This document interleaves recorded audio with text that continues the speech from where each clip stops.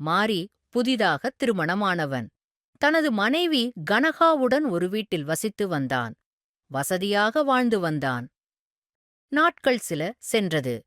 இவர்கள் வீட்டிற்கு எதிரே உள்ள வீட்டிற்கு ஒரு வயதான தம்பதி குடியேறினர்.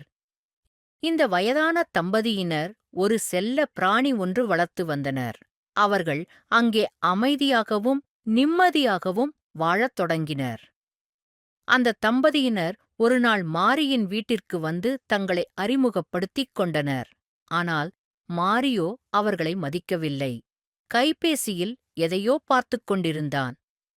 அவர்கள் சென்ற பின்னர் மாரியின் மனைவி கனகாமாரியிடம் பெரியவர்களை உதாசீனப்படுத்தக் கூடாது, அவர்களோடு நட்பு உறவாட வேண்டும் என்று அறிவுரை கூறினாள்.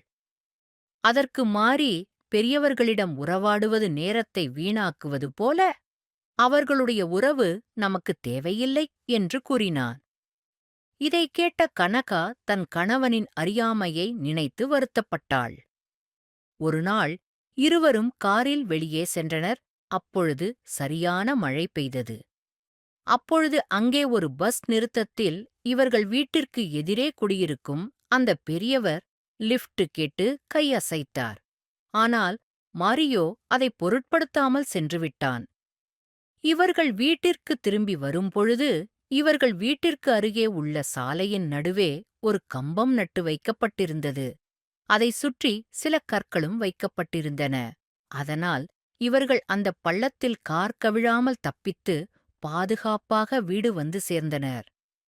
வீடு திரும்பிய மாரியும் கனகாவும் எதிர் வீட்டுப் பெரியவர் காலில் ஒரு கட்டு போட்டு இருப்பதை பார்த்தனர்.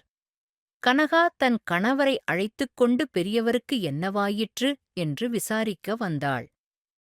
மழை நன்றாக பெய்ததால் சாலையில் ஒரு பெரிய பள்ளம் உருவாகியது. நீர் தேங்கியிருந்ததால் பள்ளம் தெரியாமல் உள்ளே விழுந்துவிட்டேன்.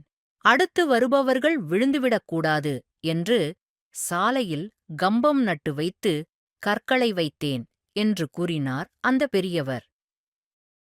இதைக் கேட்ட மாரியும் அவனது மனைவி கனகாவும், பெரிய விபத்து நடக்காமல் எங்களை காப்பாற்றிவிட்டீர்கள் என்று கண்கலங்கி கையெடுத்து கும்பிட்டு நன்றி கூறினார்கள்.